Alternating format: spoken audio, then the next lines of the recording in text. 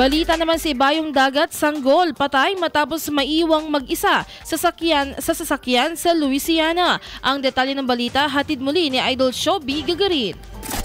IFM Foreign News.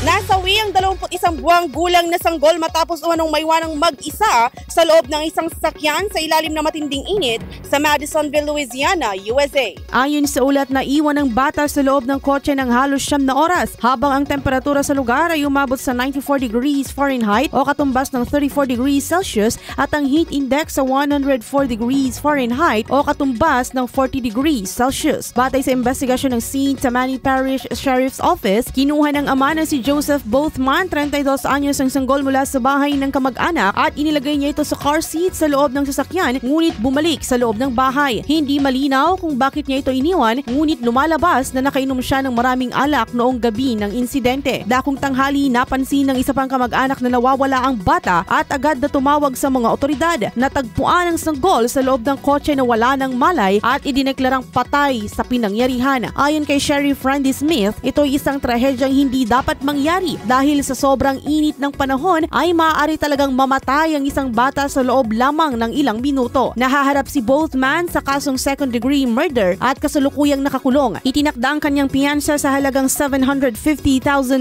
o katumbas ng mahigit 42 million pesos. Para sa IFM Foreign News, ako si Idol Shobi Gagarin.